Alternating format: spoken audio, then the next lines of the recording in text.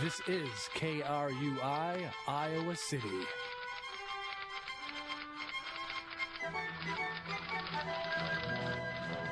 It's noon in Iowa City. The temperature is 56 degrees, and for KRUI, this is the latest news with Kache, Claytor, and Inma, Mateos. Here are the headlines for today. Medical marijuana rolls on. Shows decrease at an NBA hopeful.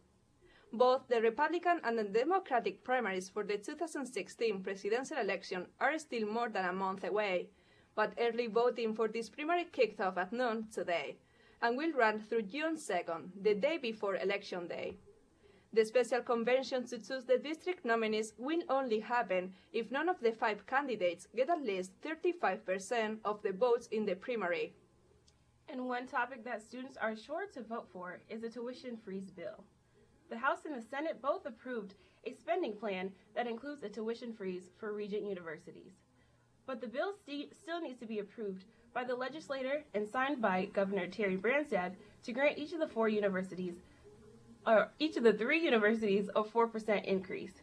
Unfortunately, if this bill is not passed, we will be paying even more for tuition. It will be a busy day for Iowa lawmakers today. They'll try to make some last-minute progress on several bills. One of them will be medical marijuana. The Senate renewed an effort to legalize medical marijuana. They approved it as a treatment for chronic epilepsy. Topics also discussed in legislation were drones, minimum wage, and texting while driving. And while texting and driving isn't advised, texting can actually be beneficial to vocabulary development.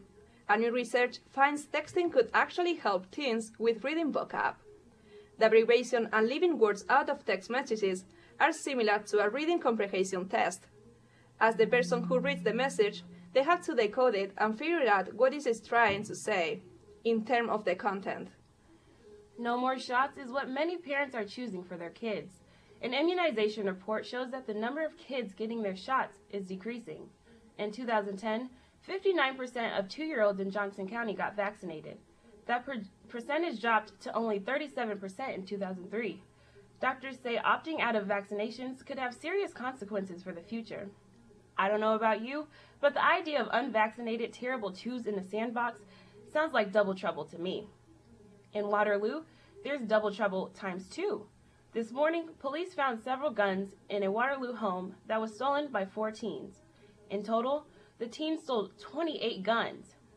They later sold them in exchange for cash and marijuana. Investigators say the teens are facing charges of 5th-degree theft, 2nd-degree burglary, and trafficking of stolen weapons. On the other side of the world, President Obama is meeting with Japanese leaders on the first stop of his tour in Asia. The trip has brought up concerning issues, including Russian actions in Ukraine. The president says new actions against Russia are teed up, but he says the U.S. needs support from allies to make these actions work.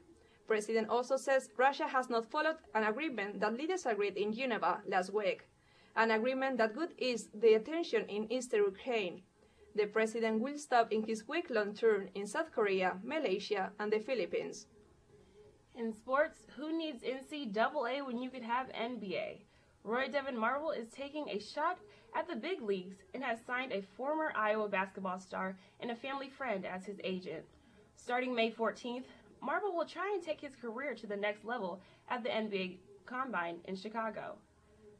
An Iowa player hasn't been drafted into the NBA since 2007, but we wish Devin Marble the best and we hope he's the one to break this streak.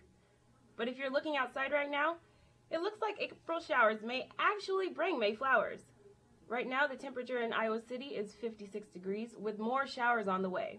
For KRUI, I'm Kache Claytor with Inma Mateos.